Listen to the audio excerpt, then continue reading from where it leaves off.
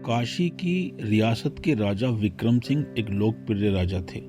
उनके राज्य में हर तरफ खुशी थी, लेकिन उन्हें नहीं पता था कि उनका ही मंत्री उन पर घात लगाए बैठा है। राजा विक्रम सिंह का मंत्री राजा का मान सम्मान देखकर बहुत जलता था। वह स्वयं राजा बनना चाहता था, इसलिए राजा के बेटे जीवांश को रास्ते से हटाने के लिए षड्यंत्र रचता रहता था। राजा ने एक बूढ़े व्यक्ति को चोरी के लिए दंड दिया। राजा बोले, तुम अपना अपराध कबूल करते हो? बूढ़ा आदमी, जी महाराज, पर मैं मजबूर था। चोरी नहीं करता तो क्या करता? राजा, वृद्ध व्यक्ति, तुम्हारी सजा यह है कि तुम इस राज्य का कोई भी व्यक्ति तुम्हारी किसी भी तरह की मदद नहीं करेगा। अगले दिन चौराहे पर बूढ़ा व्यक्ति, बहुत गर्मी है, प्यास लगी है, अब तो चला भी नहीं जाता। वह पेड़ के नीचे खड़ा हो जाता है और चक्कर खाकर जमीन पर गिर जाता है। जीवांश, बाबा उठो बाबा। बूढ़ा व्यक्ति, पानी पानी। जीवांश पास के ही एक तालाब से पानी लेकर आया। जीवांश, लो बाबा, पानी पी लो। कहाँ जाना है आपको? बूढ़ा व्यक्ति, रहने दो, कोई देख न ले, जल्दी से यहाँ से चले जाओ, नहीं तो तुम भी दंडित कर दिए जाओगे। जीवांश, आप दंड की चिंता मत करो, मैं आपको घर पहुंचा कर आता हूँ। जीवांश उसे अपने कंधे पर बैठाकर घर ले गया। ये बात जब राजा को पता लगी तो राजकुमार को राज दरबार में राजा विक्रम सिंह के सामने लाया गया। राजा, तुमने मेरी आज्ञा का उल्लंघन क्यों किया? जीवांश, क्योंकि यह मानवता के विरुद्ध है। मंत्री, क्षमा महाराज, हमारी न्याय संहिता के अनुसार राजा हमारी प्रजा के लिए ईश्वर समान होता है और उसकी आज्ञा सर्वोपरि है। जो भी व्यक्ति राजा की आज्ञा का पालन नहीं करेगा या उसका उल्लंघन करेगा, वो दंड का पात्र है। राजा, तुम अपनी गलती स्वीकार कर लो तो कोई भी तुम्हें दंड नहीं देगा। मंत्री, पर राजन। राजा, मंत्री जी। जीवांश, यदि मैंने गलती मान लिया तो कोई भी व्यक्ति किसी भी दीन दुखी की सहायता नहीं करेगा महाराज। राजा, तुम राजकुमार हो, मेरे पुत्र हो, तुम दंड के भागी बने तो महारानी का क्या होगा? सभा के बाहर खड़ी सभी प्रजा, अरे ये राजकुमार है, इसे कोई दंड नहीं मिलेगा। सच बात है, राजा अपने बेटे को बचाने के लिए न्याय की अवहेलना करके कोई ना कोई उपाय निकाल ही लेगा। भैया, यदि किसी साधारण व्यक्ति ने राजा की आज्ञा का उल्लंघन किया होता तो अब तक उसे सूली पर लटका देते। देखना तो अब यह है कि राजा कैसे अपने बेटे को बचाता है। सेनापति, चुप रहो तुम लोग।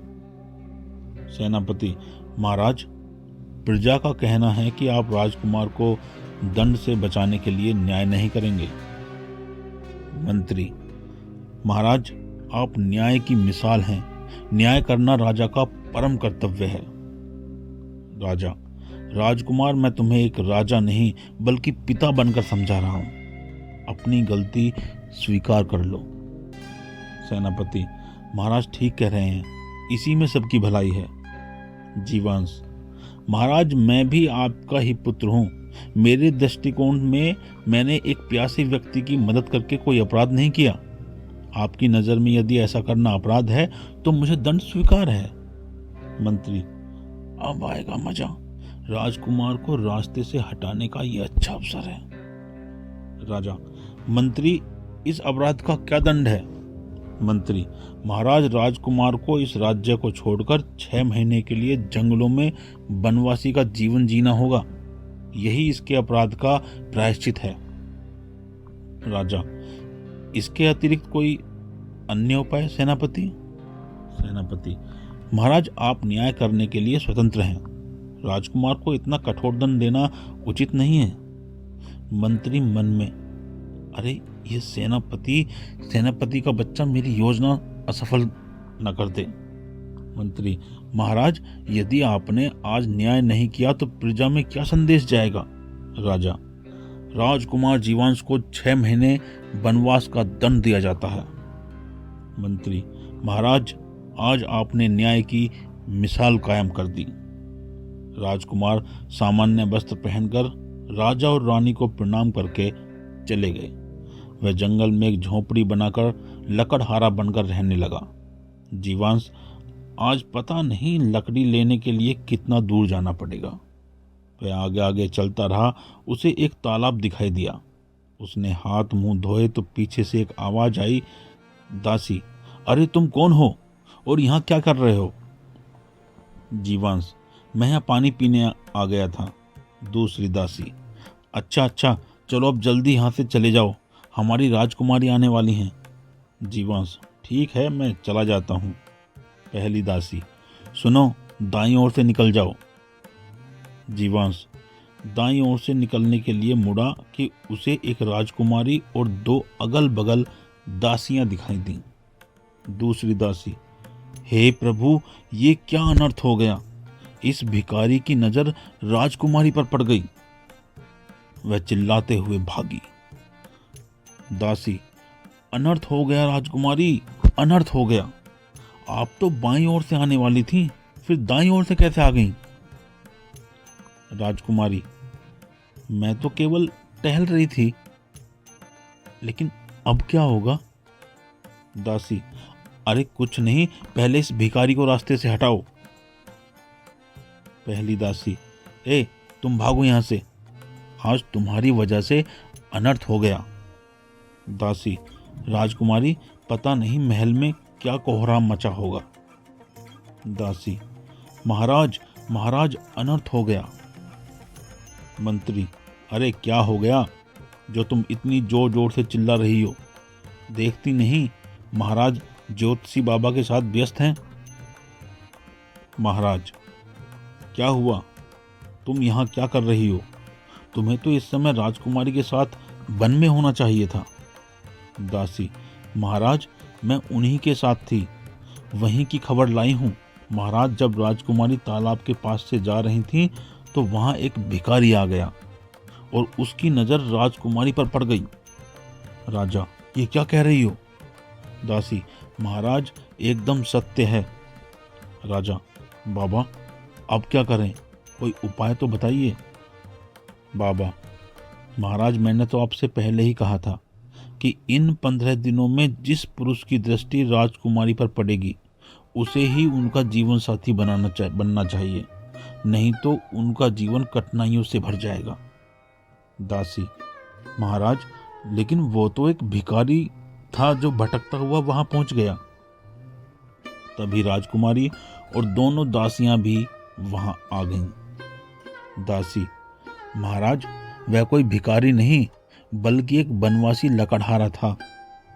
महाराज, मैंने सब बंदोबस्त ठीक से कर दिया था। मैं नहीं जानती थी कि टहलते हुए राजकुमारी बाईं ओर की जगह दाईं ओर से आ जाएंगी। राजकुमारी रोते हुए, पिताजी, पिताजी, मुझे क्षमा कर दीजिए पिताजी। राजा, ज्योतिषी बाबा, कुछ तो उपाय होगा, मेरी पुत्री के जीवन का प्रश्न है। ज्योतिष बाबा, महाराज, मैंने आपको सब स्पष्ट बता दिया है, या तो राजकुमारी उस व्यक्ति से विवाह कर लें और यदि नहीं करना चाहती तो आजीवन कुंवारी रहें। परंतु अब यदि किसी और व्यक्ति से विवाह किया तो इनके प्राणों पर संकट आ सकता है। निर्णय आपको करना है। राजा, पुत्री, अब निर्णय आपको करना है। दासी, राजकुमारी जी, आजीवन कुंवारी रहना अधिक कष्टदायी है। ज्योतिष बाबा, मेरे पास एक उपाय है। शादी के बाद उस लकड़हारे को घर जमाई बना लीजिए। राजा, सैनिक से, उस लकड़हारे को लेकर आओ। सैनिक उस लकड़हारे को दरबार में लेकर आते हैं। राजा, हम अपनी पुत्री का विवाह तुमसे करना चाहते हैं, क्या तुम तैयार हो? जीवांश, यदि मैं तैयार नहीं हुआ तो क्या आप मुझे यहाँ से जाने देंगे? राजा, नहीं, यदि तुम नहीं मानोगे तो तुम्हें जबरदस्ती राजकुमारी से विवाह करना पड़ेगा। जीवांश, महाराज, मुझे भविष्यवाणी वाली बात पता चल गई है। मैं विवाह से इनकार नहीं कर सकता, किंतु मेरी एक शर्त है। राजा बोले, कैसी शर्त? जीवांश, विवाह के बाद तो मैं वन में ही रहूंगा, महल में नहीं। राजा, नहीं, यह नहीं हो सकता। तुम सोचो, मेरी पुत्री वहां कैसे रहेगी? जीवांश, वह मैं नहीं जानता। मुझे आपके राजमहल से अधिक अपना आत्मसम्मान प्यारा है। राजा, ठीक है। राजकुमारी, पिताजी, यह आपने क्या कर दिया? राजा, पुत्री, मैंने बहुत सोच समझकर यह फैसला किया है। यदि तुम्हारा विवाह नहीं हुआ तो मेरी मृत्यु के बाद तुम यह सब कैसे संभालोगी? महारानी, मैं अपनी इकलौती पुत्री को किसी लकड़हारे को नहीं दूंगी। राजा, महारानी, तुम इसे कुछ सिखाओ ताकि यह विवाह के बाद उस लकड़हारे को इस राजमहल वापस ले आए। बड़ी धूमधाम से जीवांश और राजकुमारी का विवाह हो गया। राजा, यह लड़का ना तो देखने में लकड़हारा लगता है और ना ही बातों से। महारानी, हाँ, आप ठीक कह रहे हैं। काश यह कोई राजकुमार होता। जीवांश, महाराज, आज विवाह संपन्न हुए पूरे 2 दिन हो चुके हैं। अब हमें यहाँ से चलना चाहिए। महारानी, पुत्र, कुछ दिन और यहाँ रुक जाओ। जीवांश, कृपया हमें जाने दें। जीवांश और राजकुमारी वन में चले गए। राजा सैनिकों से, तुम इन दोनों पर छिपकर नजर रखो। देखो, इन्हें किसी भी चीज से परेशानी ना हो और दोनों सुरक्षित रहें। अब काशी राज्य में। मंत्री सैनिकों से, जीवांश का दंड 2 दिन में पूरा हो जाएगा। जीवांश किसी भी हालत में यहाँ जीवित वापस नहीं आना चाहिए।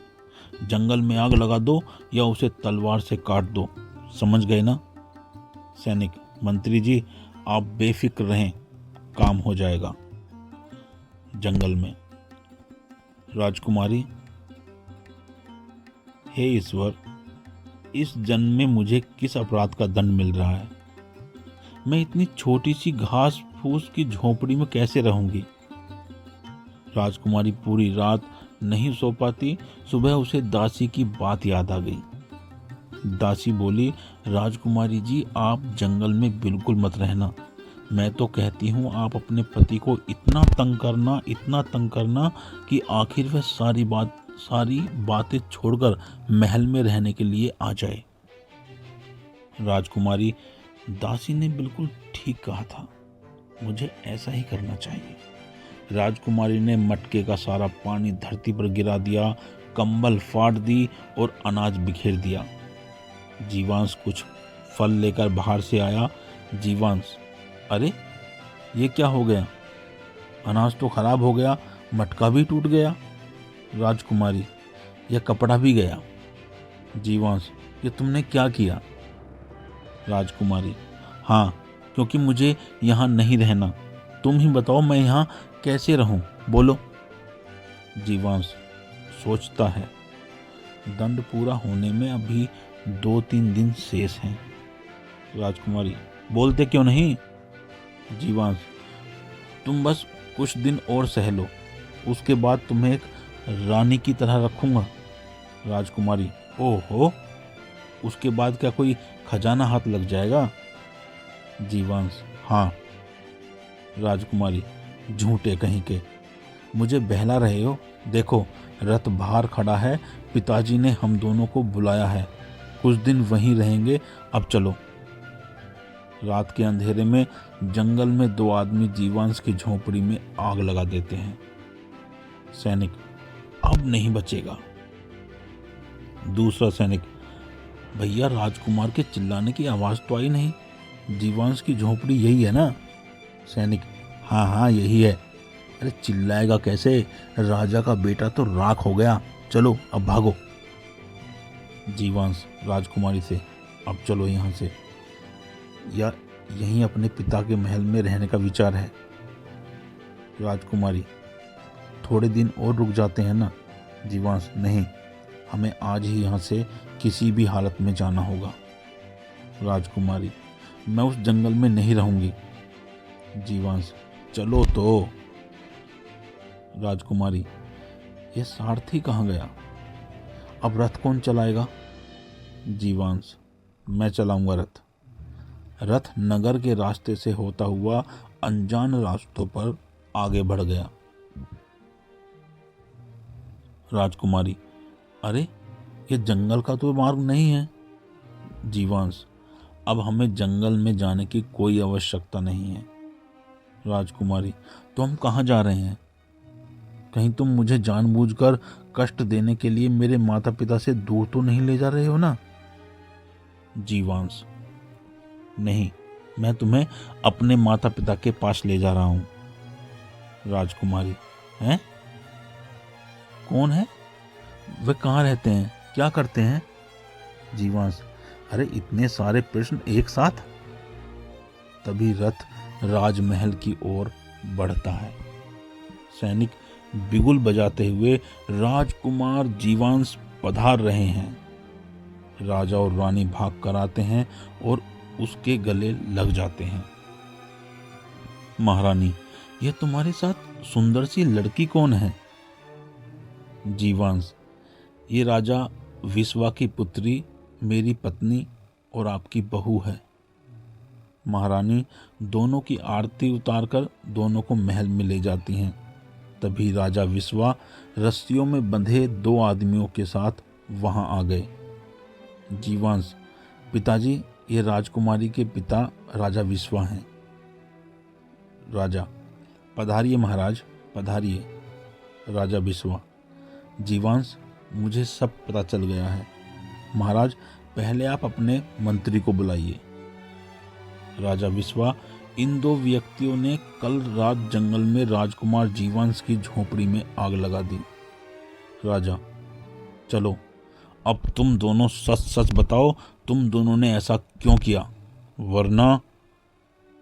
सैनिक, महाराज, हमें मंत्री जी ने ऐसा करने के लिए कहा था। वह नहीं चाहते थे कि राजकुमार जीवांश जीवित राज्य वापस आए। वह आपसे ईर्ष्या करते हैं।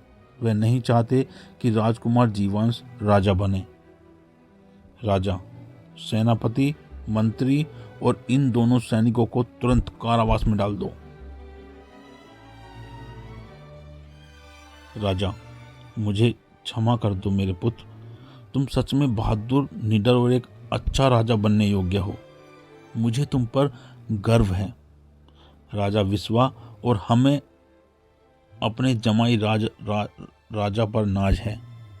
क्यों बेटी, अब तो खुश हो ना? उसके बाद राजकुमार जीवांश और राजकुमारी दोनों खुशी खुशी महल में रहने लगते हैं। इस कहानी से आपने क्या सीखा और ये कहानी आपको कैसी लगी, कमेंट